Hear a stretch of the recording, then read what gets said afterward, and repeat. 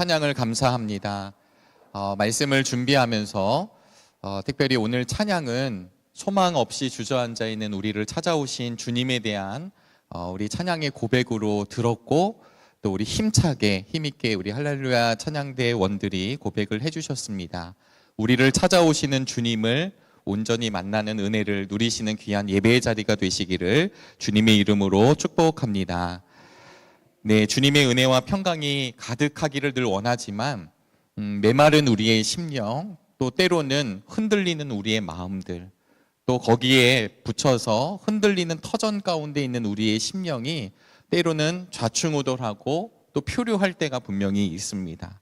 그러나 말씀을 통해서 우리 주님은 우리에게 분명히 약속하신 것 중에 하나가 무엇이냐면 우리 주님이 나와 함께 하신다. 오늘 찬양의 고백처럼 말씀을 드리면 생명을 회복시켜 주시는 분, 생명을 구원하시는 분이 우리 주님임을 날마다 찬양하는 우리 믿음의 정릉의 교우들이 되시기를 간절히 바랍니다.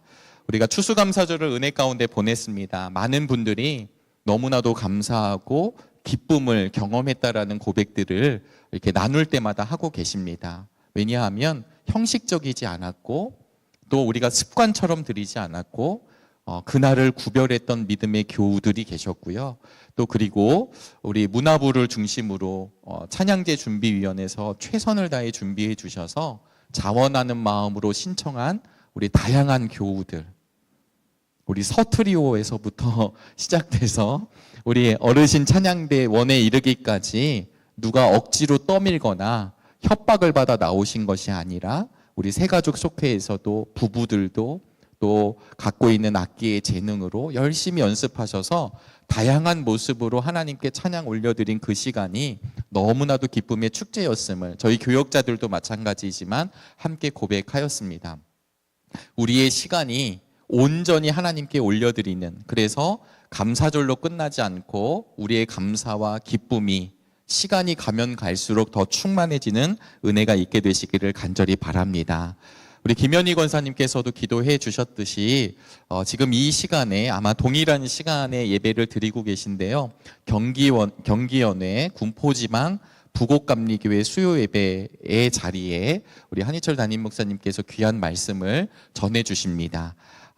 말씀을 통하여서 우리 부곡교회 성도님들을 우리가 알지 못하지만 은혜가 충만한 시간이 되도록 함께 기도해 주시고요. 또 동일한 시간에 우리 정릉교회에서도 동일한 은혜가 함께 임하게 되기를 간절히 바랍니다.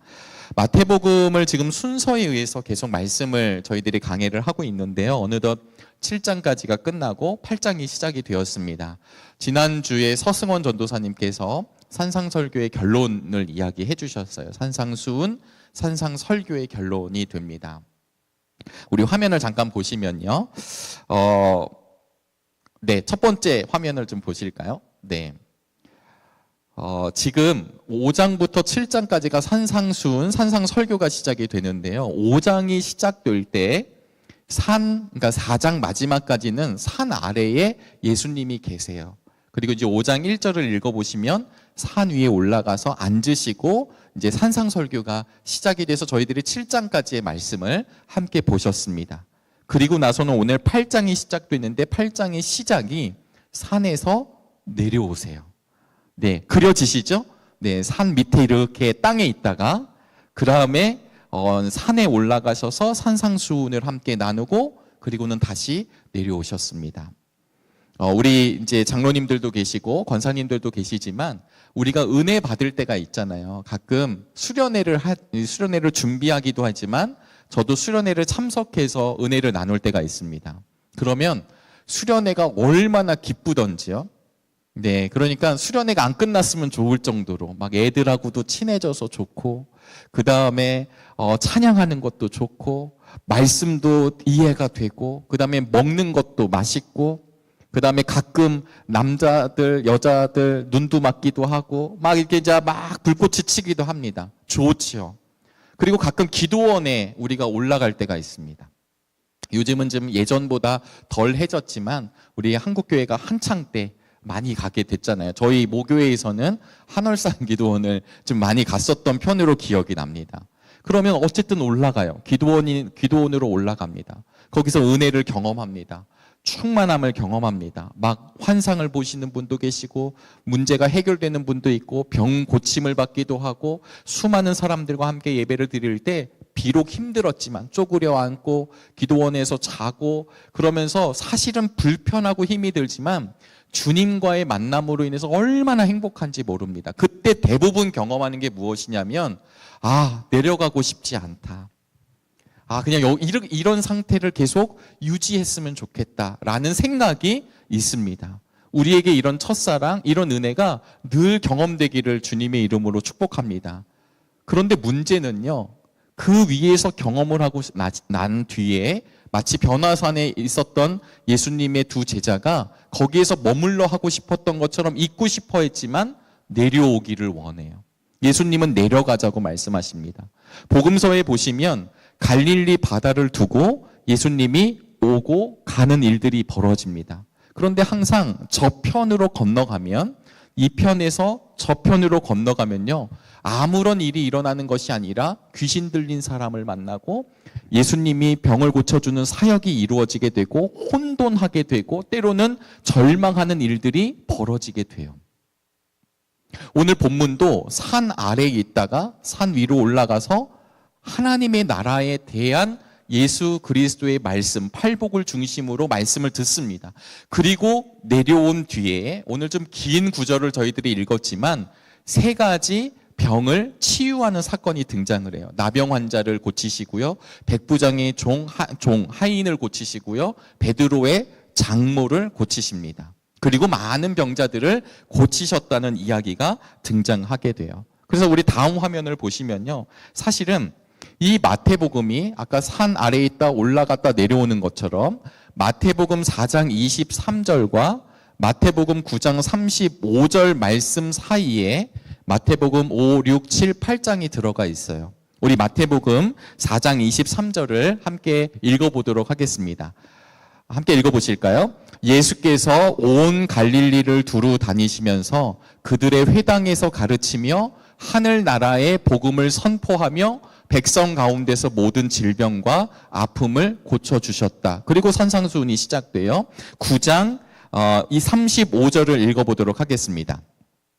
예수께서는 모든 도시와 마을을 두루 다니시며 유대 사람의 여러 회당에서 가르치며 하늘나라의 복음을 선포하며 온갖 질병과 온갖 아픔을 고쳐주셨다. 아멘.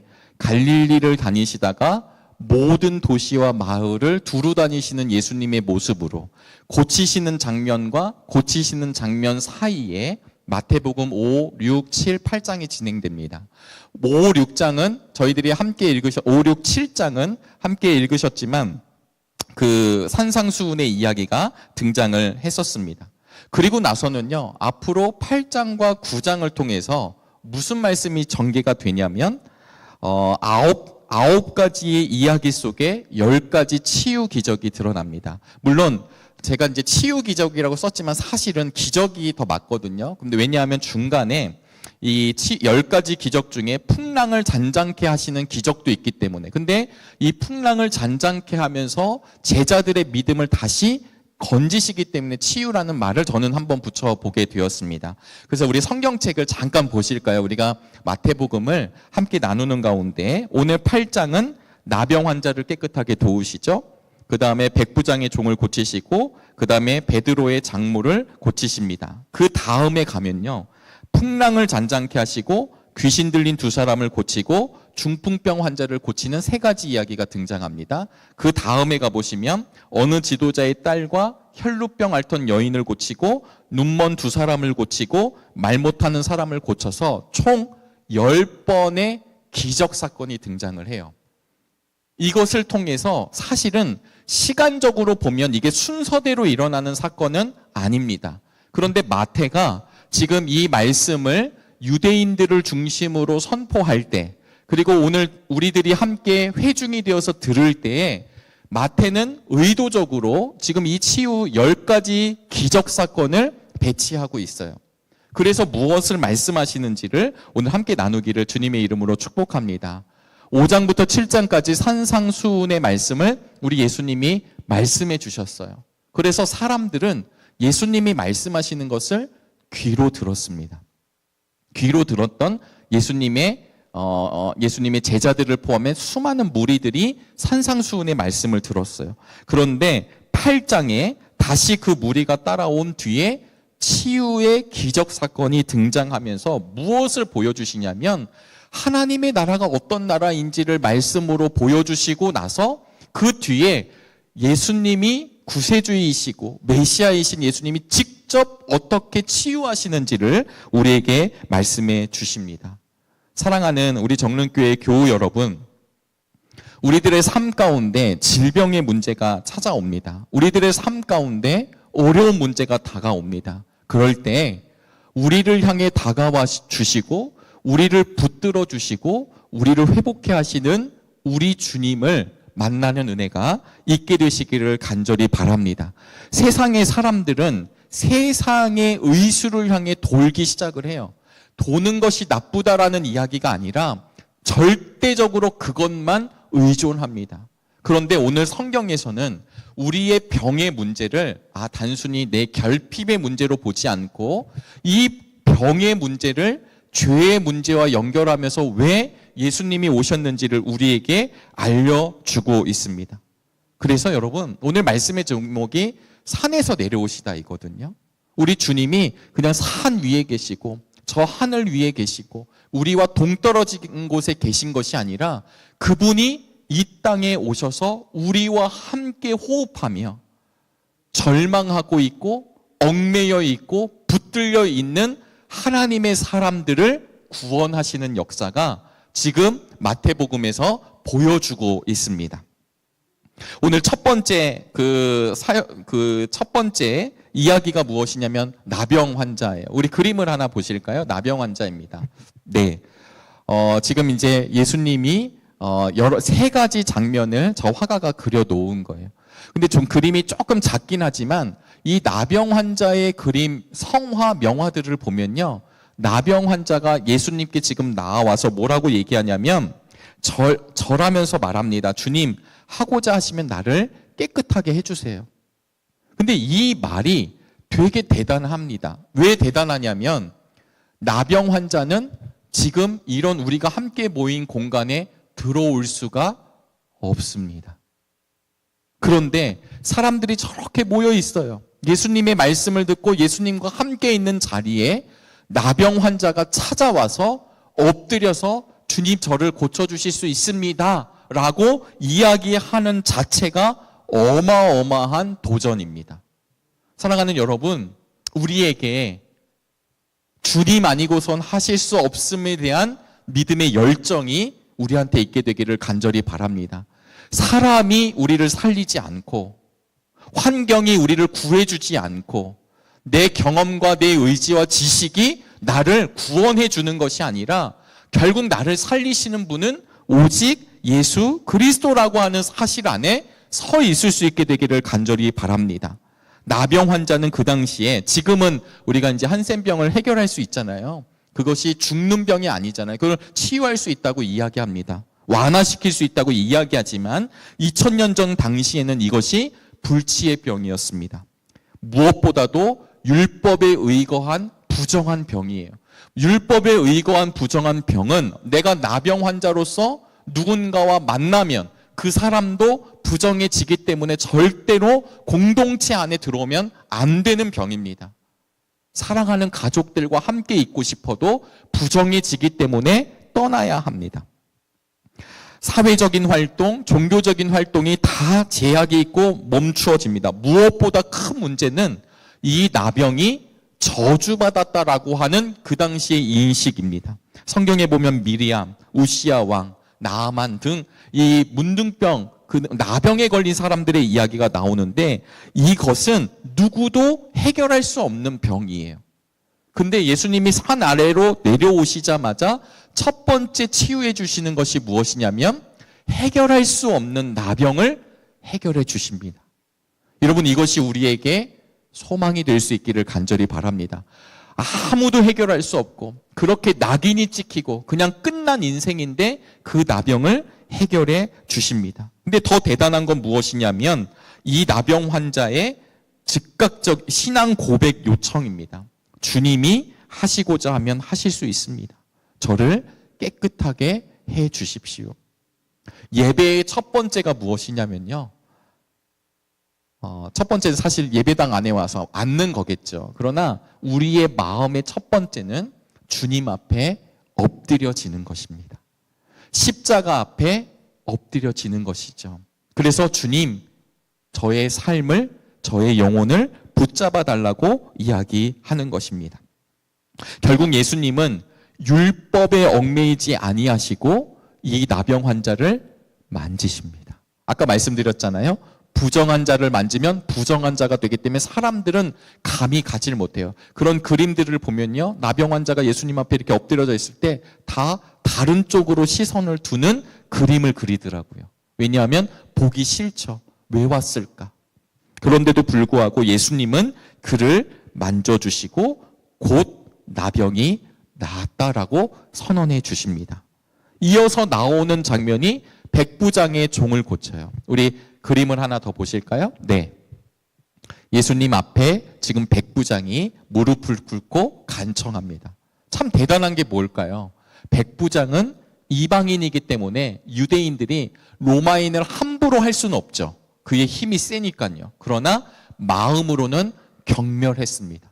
마음으로는 멸시했습니다. 마음으로는 내가 비록 로마의 속국에 있는 유대인이지만 저 로마 병사는 하나님으로부터 구원받은 사람이 아니라고 하는 것을 유대인들은 늘 가지고 있었습니다. 하물며 이 백부장의 종, 예전 성경에선 하인이죠. 사람으로 취급하지 않는 백부장의 종을 위해 그 중풍병을 낫게 해달라고 지금 이방인이 주님 앞에 찾아와 무릎을 꿇습니다. 여러분, 지금 계속해서 등장하는 이야기를 잘 보시면 얼마나 이들이 간절한지를 보여주고 있습니다. 그러면서 뭐라고 부르는지 우리 한번 볼까요? 8장 6절 말씀입니다. 6절 말씀 우리 함께 읽어보도록 하겠습니다. 말하였다. 주님, 내 종이 중풍으로 집에 누워서 몹시 괴로워하고 있습니다. 아멘. 여기서 지금 이 백부장은 주님을 향해서 주님이라고 이야기를 해요.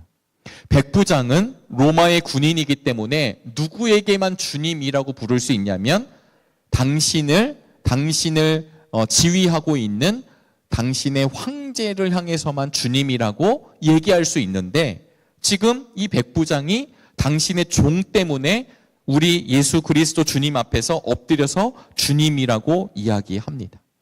결국 우리 예수님께서는 어떻게 하시냐면 내가 고쳐주겠다. 근데 여기에 한 발짝 더 나갑니다. 8절 말씀입니다.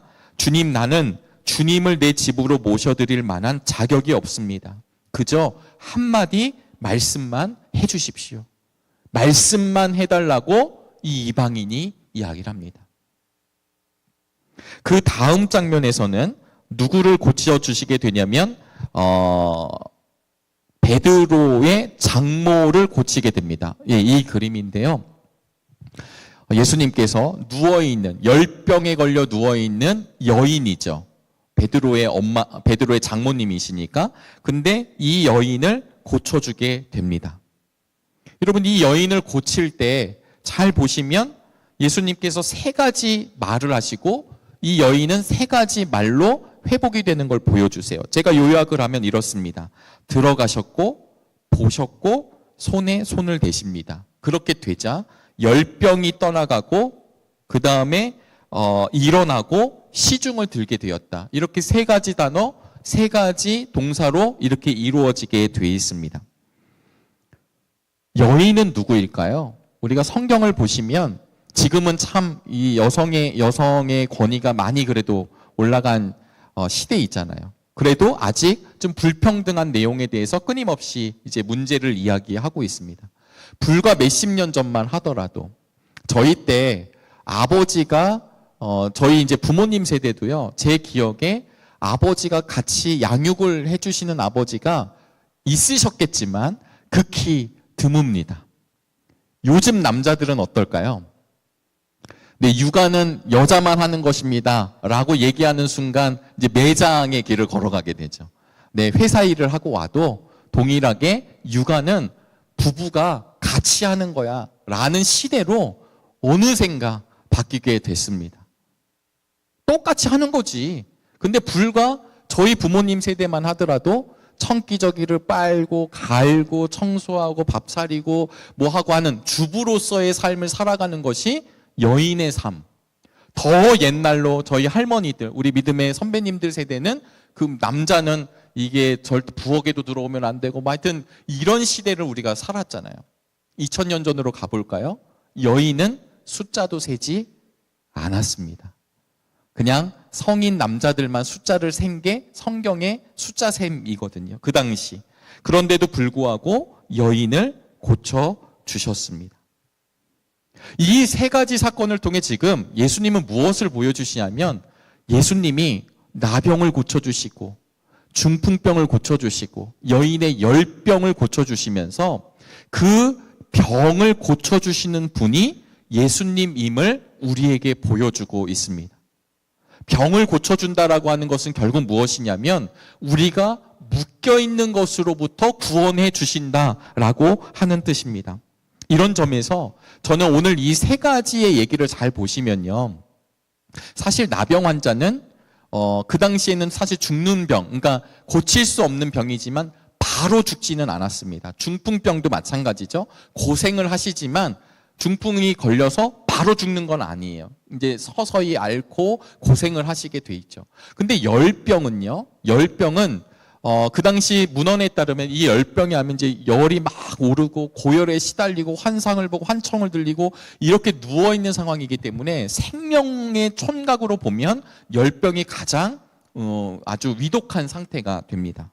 그런데 오늘 이 세 가지 이적에는 우리가 한번 살펴볼 이야기가 있는데 그게 무엇이냐면 여러분 나병 환자인 이 사람은 유대인입니다. 유대인인데요. 유대인이에요. 하나님의 사람이에요. 그런데 나병이 걸림으로 인해서 유대 사회로부터 버림을 받습니다. 반열에 들어올 수, 왜냐하면 부정한 자로 인식이 됐으니까요. 그리고 나서 당장하는 사람이 백부장 이방인이에요. 이방인은 태생적으로 하나님의 사람이 아닌 사람입니다. 원래 유대인이었지만 밀려나간 사람. 원래부터 하나님께 붙들림 받지 못한다는 이방인. 여러분 이것은 무엇을 보여줄까요? 부정한 자로 쫓겨나간 자, 태생적으로 하나님 앞에 부정한 자, 하나님의 은혜와는 상관이 없는 이들을 우리 주님은 다가가셔서 만져주시고 회복시켜 주시고 구원하셨다라고 하는 이야기입니다. 그러면 마지막으로 이게 점점 이 강도가 세지고 있는데요. 열병이 걸린 베드로의 장모를 고쳐주는 사건은 짧은 구절이지만 이런 의미가 담겨져 있습니다. 열병이라는 단어가요, 피레소라고 하는 말이에요. 헬라어의 원문으로는요. 근데 이게 어떤 뜻이냐면 불타다라는 말이에요. 열병이 났으니까 이제 불이 나는 거죠, 몸 안에. 그래서 이 불이라고 하는 표현은 성경에서 하나님의 심판과 연결이 됩니다. 그러니까 열병이 걸렸다는 건 열병이 걸렸나 봐. 혹시 말라리아인가? 혹시 아주 독감인가? 우리는 이렇게 접근할지 모르지만 지금 예수님이 열병이 걸린 이 사람은요. 몸에 불이 탄다. 불로 심판을 받는다라고 하는 뜻을 함축하고 있습니다. 결국은 단순한 병이 아니에요. 그래서 구약에서 열병에 관한 본문이 2번 딱 등장을 하는데 레위기 26장 16절하고 신명기 28장 22절입니다. 거기에서 이렇게 고백합니다. 내가 이같이 너희에게 행하리니 곧 내가 너희에게 놀라운 재앙을 내려 폐병과 열병으로 눈이 어둡고 생명이 쇠약하게 할 것이요. 그러니까 열병이라는 것은 하나님의 저주를 동반합니다. 그러니까 누구도 함께할 수 없는 외면된 상태, 그것을 어디서 알 수 있냐면 그의 장모, 우리 14절 말씀입니다. 그의 장모가 열병으로 알아 누웠다. 알아 누웠습니다. 여러분 아무것도 못하고 누워 있습니다. 근데 이 누워 있다라고 하는 표현은 오늘 본문에서 8장 6절에 보시면 중풍으로 누워 있습니다라는 표현과 동일한 표현이에요. 누워 있습니다. 그냥 누워있는 게 아니라 이 누워있다라고 하는 표현은 무엇이냐면 질병에 내던져져서 아무짝에도 쓸모없는 상태를 알아 누웠다라고 쓰고 있어요. 그가 누워있다라는 표현이 얼마나 아플까? 중풍병이 걸려서 얼마나 아플까? 열병이 걸려서 얼마나 아플까가 아니라 마태는 이 말을 쓰면서 무엇을 이야기하냐면 아무짝에도 쓸모없이 죽은 존재와 같다라는 말을 누워있다라고 표현을 쓰고 있습니다. 그런데 그런 사람 가운데 예수님이 손에 손을 대십니다. 여기서 대신다는 건요, 살짝 이렇게 댔다. 아니면 지하철에서 지나가다가 툭 만졌다. 이런 뜻이 아니라 확 만졌다라는 뜻입니다. 혈루병 앓던 여인이 예수님의 옷 가에 손을 댔습니다. 그랬을 때 예수님이 뭐라고 말씀하시냐면 내 능력이 나갔다라고 표현을 해요.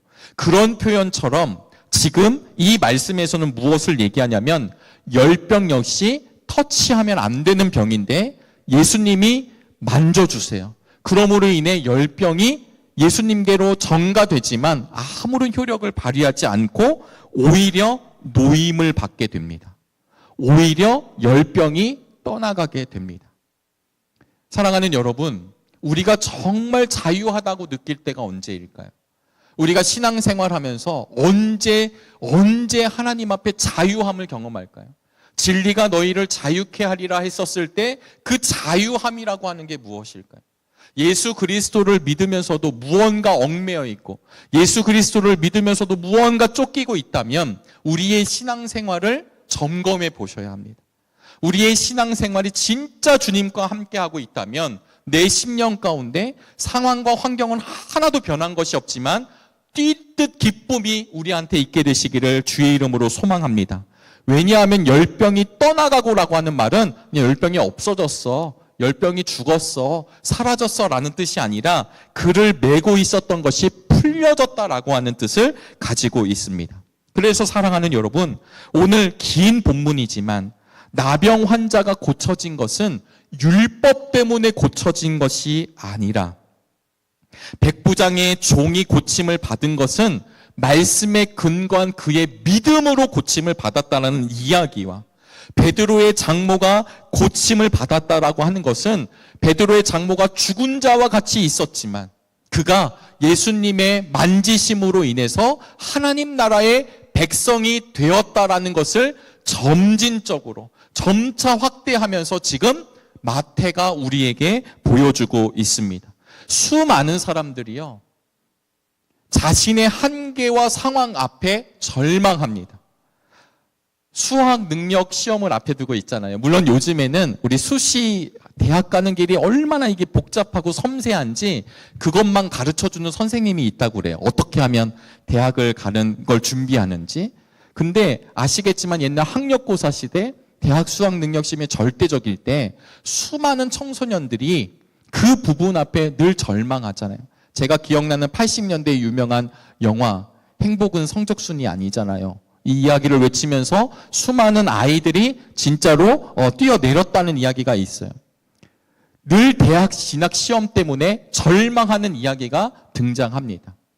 시험뿐만 아니라 폭력, 왕따, 따돌림 이런 영역 때문에 자신의 몸을 던지는 수많은 이야기들이 있습니다. 검사여도요. 검사 얼마나 대단합니까? 법조인이잖아요. 그런데도 검사들 중에서도 그 위에 부장검사, 위에 있는 고참들이 하도 괴롭혀가지고 그 검사도 자신의 몸을 던지는 세상이 이런 세상입니다. 여러분, 어떠한 상황과 환경에 있다 할지라도 우리를 절망케 하는 문제를 만납니다. 젊은 사람들은 건강에 대해서 대수롭지 않게 생각하지만 조금만 나이가 들어가고 시간이 지나가면 그 병의 문제 앞에 내가 아무것도 아니라는 걸 깨닫는 게 유한한 우리들의 존재입니다. 그 병 앞에 절망하고 그 상처 앞에 좌절하고 엎드려지는 사람들이 우리들입니다. 그런데요, 우리 주님은 뭐라고 말씀하시냐면 그 절망 가운데 누워있는 열병 걸린 베드로의 장모를 주님이 만져주심으로 일으키신다는 것입니다. 죽은 죽은 자와 같은 자들을 하나님 나라의 가족으로 받아주신다는 것. 그래서 우리가 마태복음 초창기지만요, 끝내 우리 주님은 이것을 위해 어디를 걸어가시냐면 산 위에서 내려오셔서 골고다로 다시 올라가십니다. 우리 그림으로 보면 올라가셨다가 내려오셨다가 함께 계시다가 끝내 자신의 모든 걸 던지기 위해 올라가세요. 우리 17절 말씀을 우리 읽어보도록 하겠습니다. 17절입니다. 이리하여 예언자 이사야를 시켜서 하신 말씀이 이루어졌다. 그는 몸소 우리의 병약함을 떠맡으시고 우리의 질병을 짊어지셨다. 아멘. 여러분, 마태는 이사야 53장 4절의 말씀을 이 유대인들에게 선포합니다.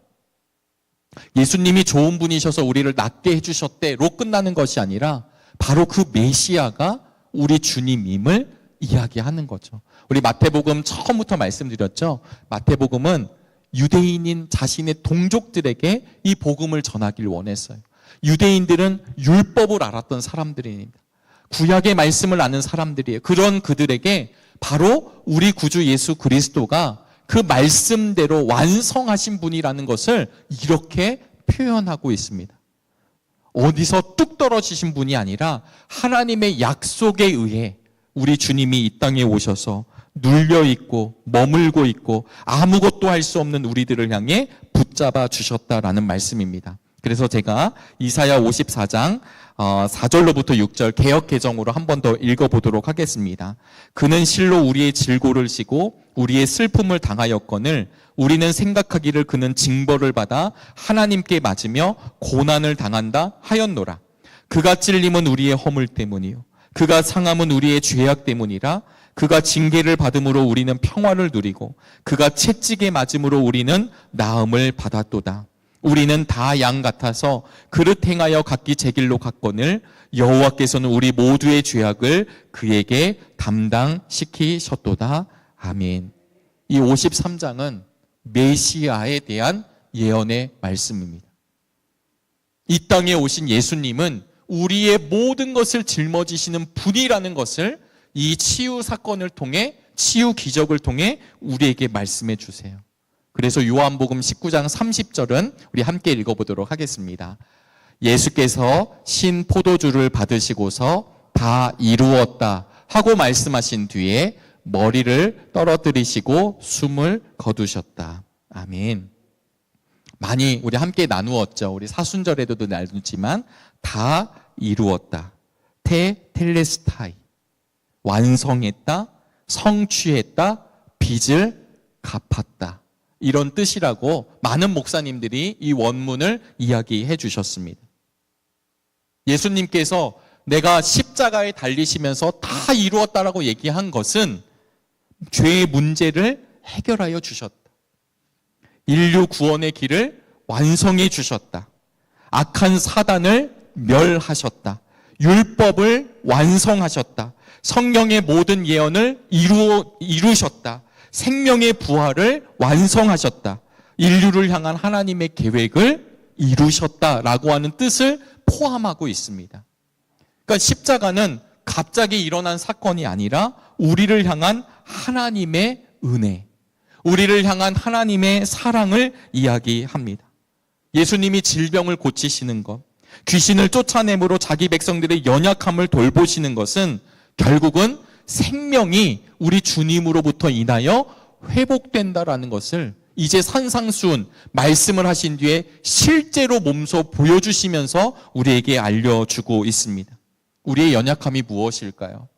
병에 걸리신 분이 계십니까? 질병의 문제로 어려움을 겪으시는 우리 믿음의 성도님들 계십니까?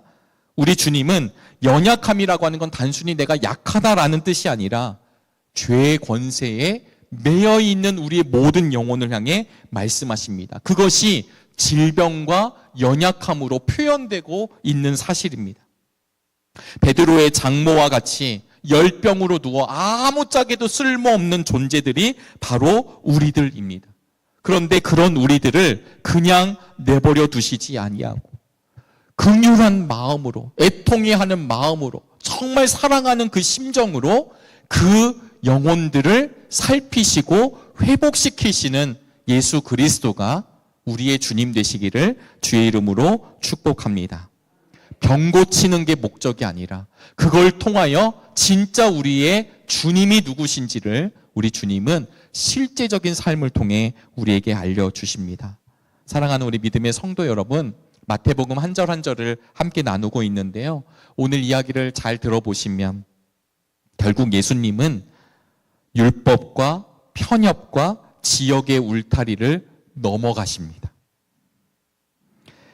마태는 예수님의 기적 이야기를 제일 먼저 이 이야기를 다루면서 구약을 성취하시는 분이 예수님이심을 우리에게 알려주시고 우리의 연약함과 질병을 십자가에 짊어지신 분이 바로 이 예수님이라는 것을 우리에게 알려주고 있습니다.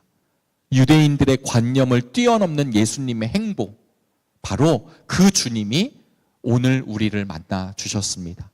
절망 가운데 계십니까? 어려움 가운데 계십니까? 한계 속에 계십니까? 우리를 붙드시는 주님의 손을 붙잡는 믿음의 결단이 이루어지게 되기를 주의 이름으로 축복합니다. 바로 그때가 하나님의 나라가 임하였도다.